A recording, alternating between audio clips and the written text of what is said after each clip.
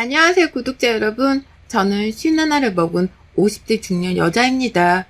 직장을 다닌 지가 오래되어 컴퓨터 앞을 떠난 지도 오래였는데 사연 하나로 일이 컴퓨터 앞에 앉아보게 되었네요. 미리 잘 부탁드립니다. 저는 현재 가정주부입니다. 애가 둘인데 애들도 다 커서 제가 더 이상 뒷바라지를 할 일이 없고요. 지들 친구랑 노는데 더 좋다는 애들이라서 저는 저대로 이웃 친구들이랑 커피 마시고 집에서 가끔씩 모여 같이 밥을 해먹으면서 시간을 보내고 있었습니다. 요즘은 남편이 몸 관리를 해야겠다며 주말마다 등산을 하자고 하길래 주말도 나름 보람차게 보내며 사는 중이었고요. 사는 게 그저 유했다 보니 저는 걱정이랄 것이 없는 편이었습니다.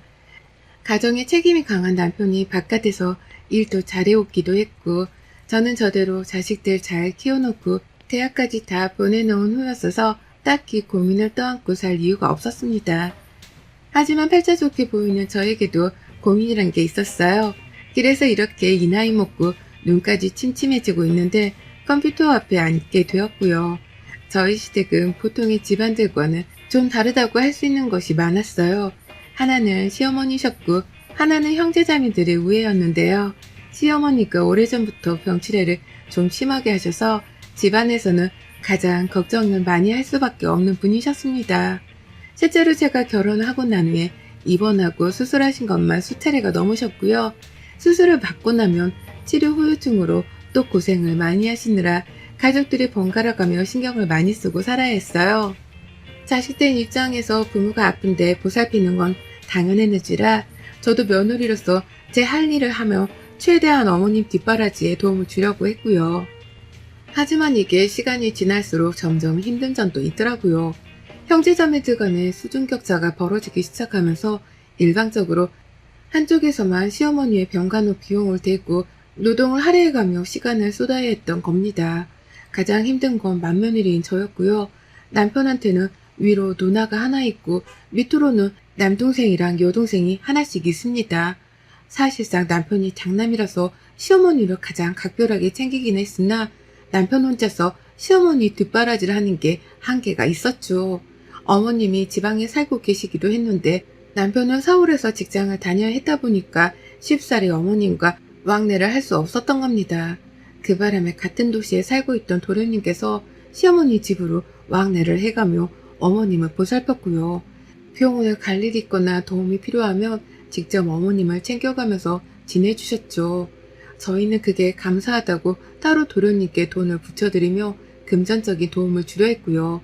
하지만 이게 지속이 될수록 저희 남편과 도련님 쪽에서만 일방적으로 돈을 쓰게 되며 힘든 점이 한둘이 아니더라고요. 저희 애들도 대학을 가게 되어 등록금을 내줘야 했고 도련님네도 살림이 팍팍한데 어머니 병치레는 날이 갈수록 늘어가다 보니 서로가 부담을 느끼기 시작했죠.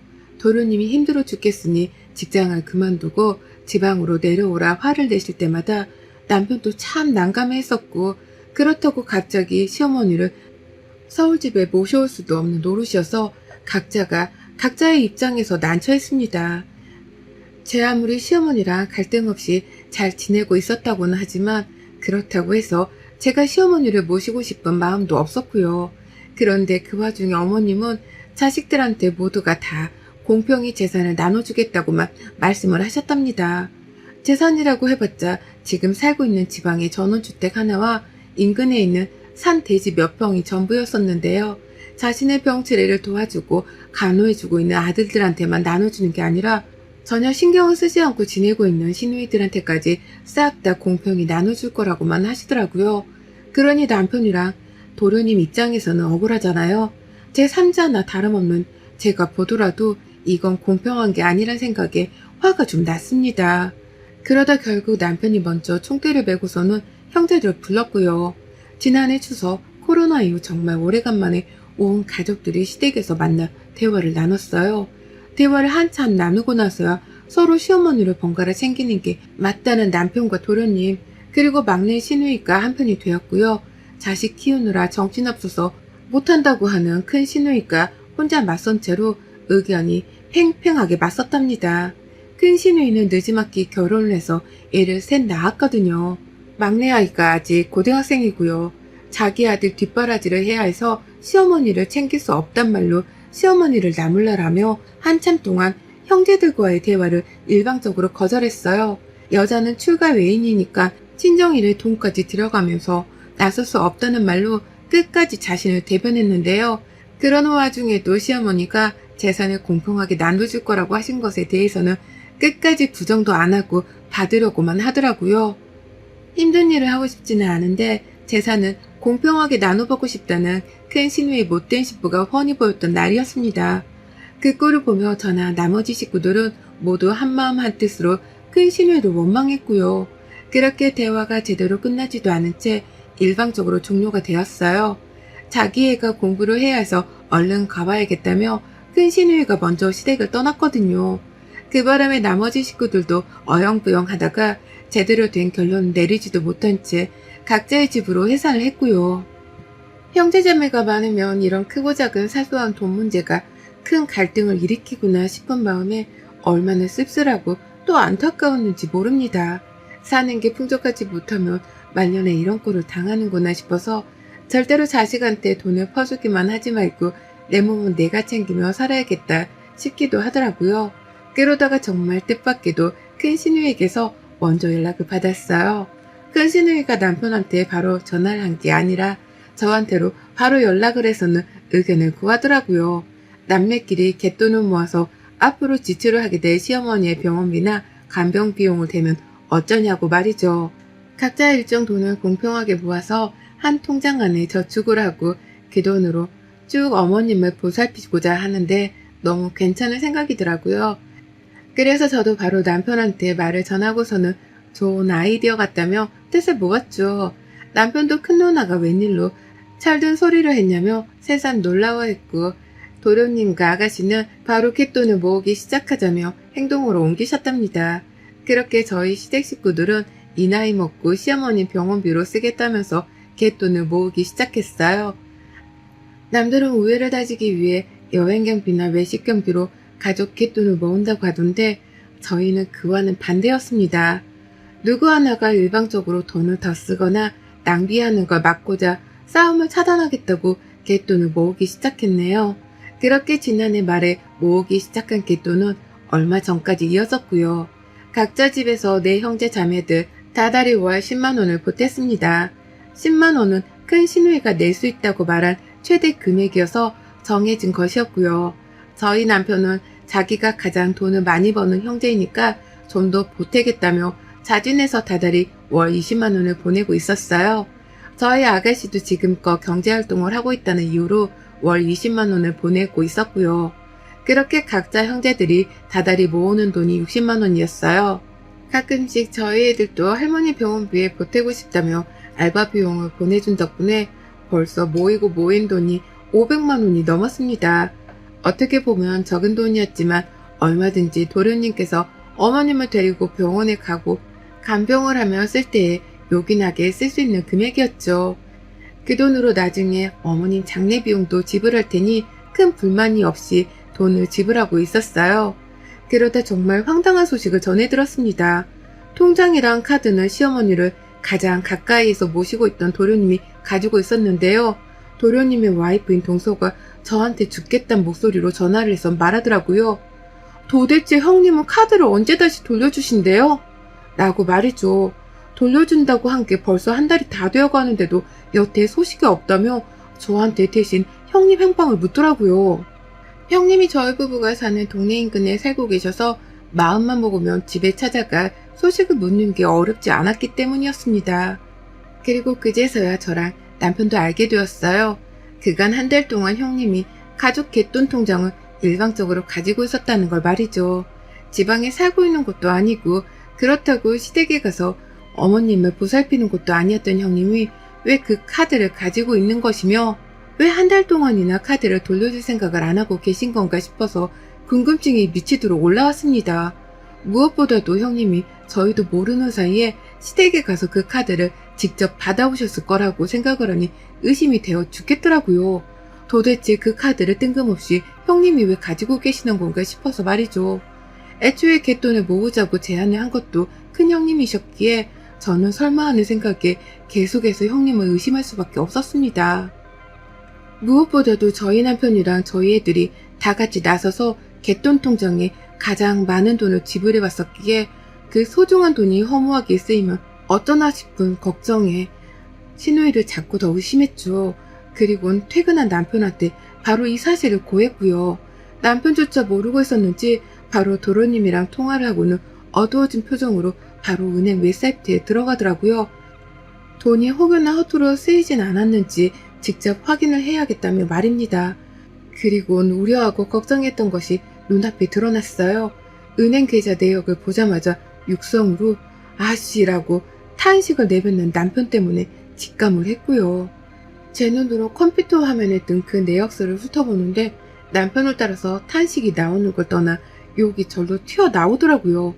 자세히 보니까 무슨 식당에서 10만원, 무슨 식당에서 또 10만원, 급기야 저희 동네랑도 가까이에 위치해 있는 한우 맛집이라서 저도 기억을 하고 있는 식당의 이름이 떡하니 계좌 내역에 찍혀 있는데 와, 신우이가 지 입으로 들어가 먹거리를 사 먹느라고 사소히 가족 갯돈을 썼더라고요. 그것도 한 번에 많게는 몇십만원, 적게는 10만원씩 말이죠. 분명 벌써 모아놓은 돈이 몇백은 훌쩍 넘어야 했는데 남은 돈이 꼴라 100만원 언저리에 밖에 없었고 남편은 바로 도련님께 물었죠.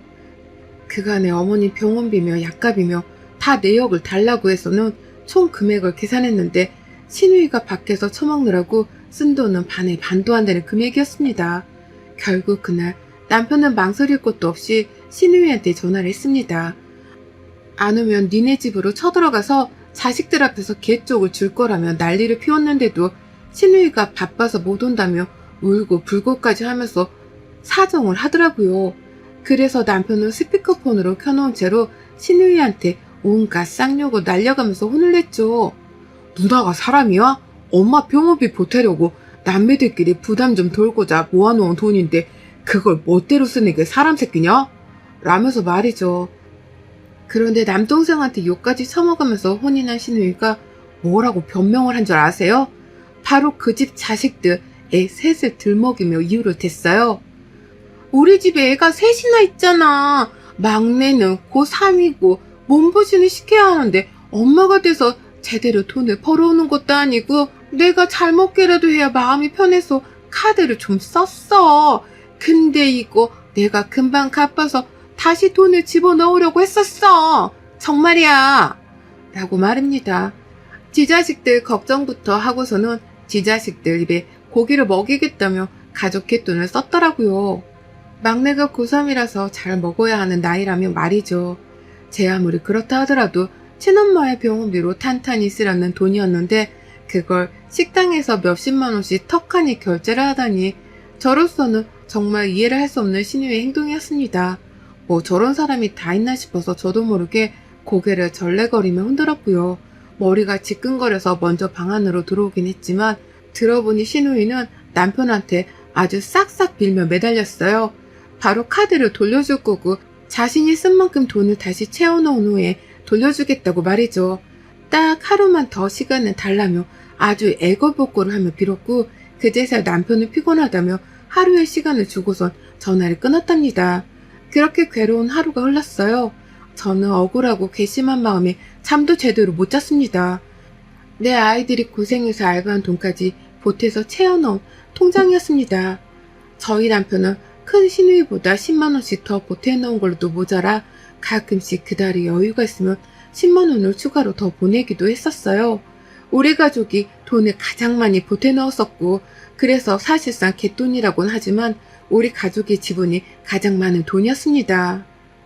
그런데 그걸 신우이가 멋대로 지 자식들 생각만 하고서는 고기를 사 먹이며 썼다고 생각을 하니 분해 죽겠더라고요. 그렇게 뜬 눈으로 신우이를 향한 쌍욕을 마음속에 퍼부어대며 밤을 지새웠고요. 그러다 이른 오후가 되어서야 슬그머니 집을 나섰습니다.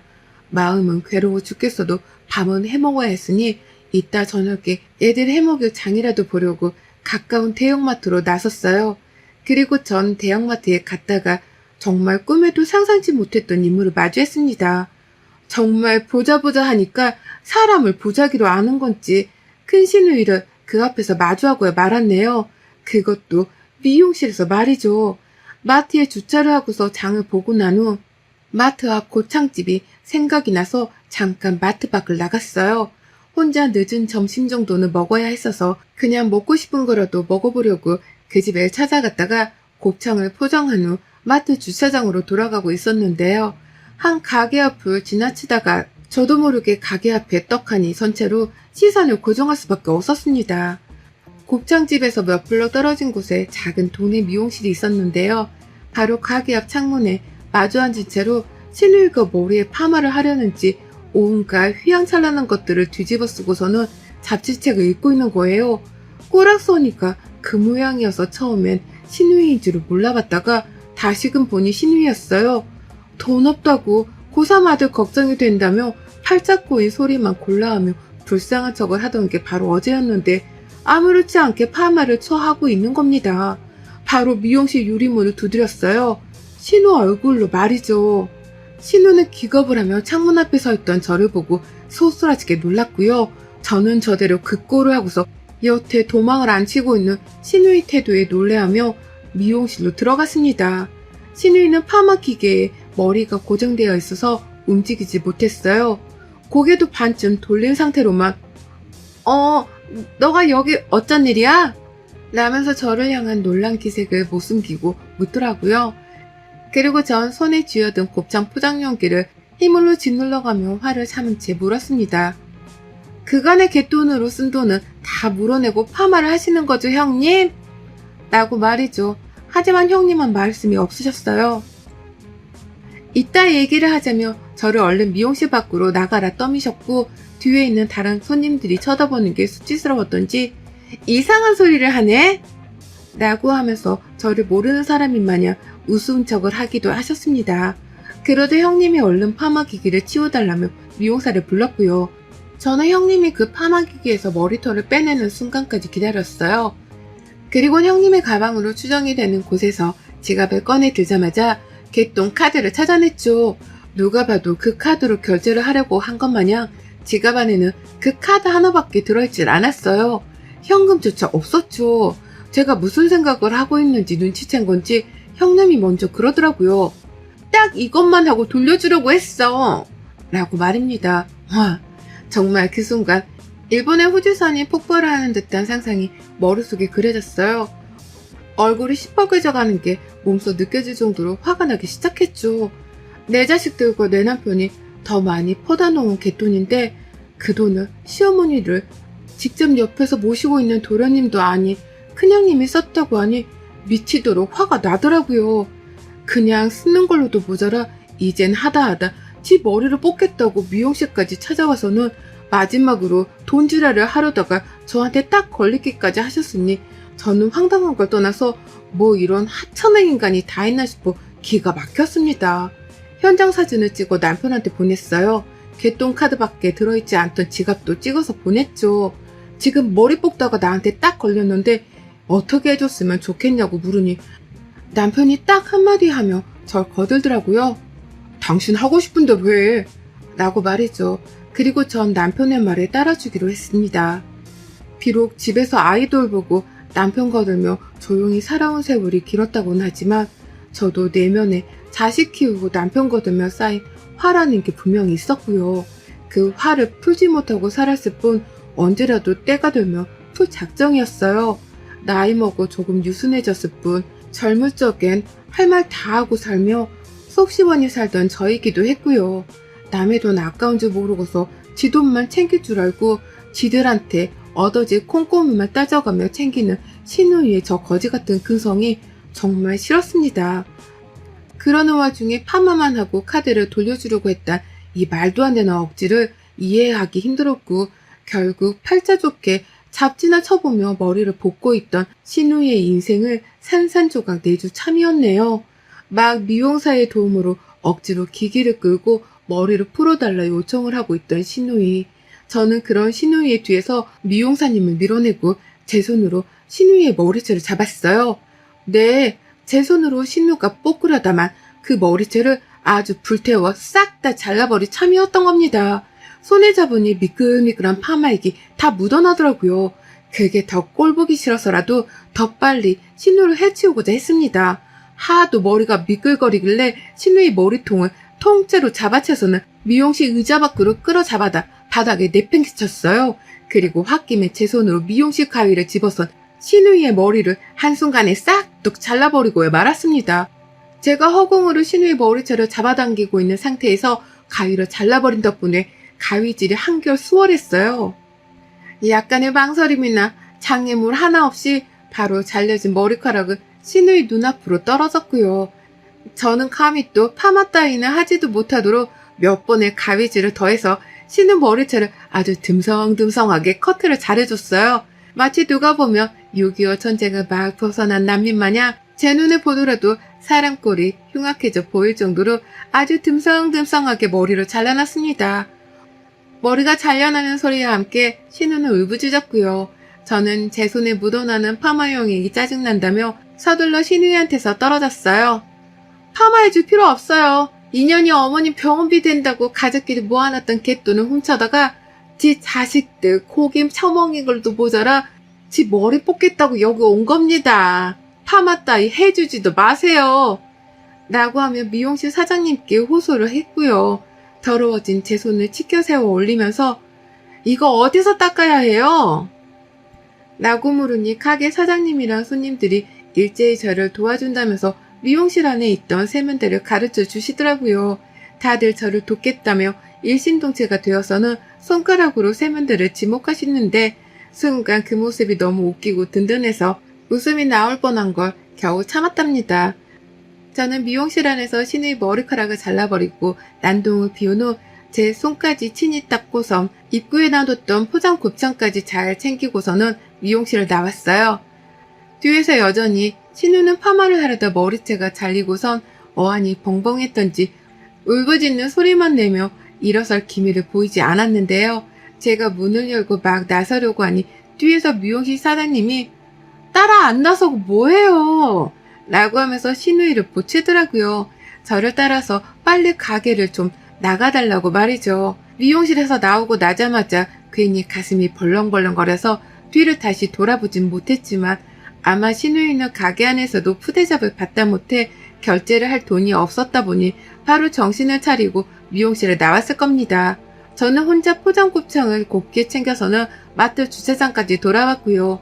그제서야 차 안에서 마음을 진정시키고 남편한테 전화를 했어요. 당신이 나 하고 싶은 대로 하라고 하길래 내가 하고 싶은 대로 일을 저질렀다면서 말이죠. 그러니 남편은 딱 하나를 물었습니다. 카드는 챙겼어? 라는 질문을 말이죠. 남편이 원한 건 갯돈이든 카드 딱 하나였더라고요. 그래서 전 남편에게 임무 수행을 완료했다는 대답을 남기고 유유히 갯돈카드를 챙기곤 집으로 돌아왔습니다. 신우요? 온 가족들의 원망에 욕설을 내뱉으며 거의 소외를 시키기 시작하면서 이젠 태도를 완전히 바꿨어요. 갯돈이라는 꽁돈을 좀 얻어보려다가 이제 남매들이 번갈아 가면서 쓴 갯돈을 돌려놓으라고 빚독촉을 하기 시작한 바람에 스스로 숨고 피하고 도망치려고 엄청나게 발버둥을 치는 중이랍니다.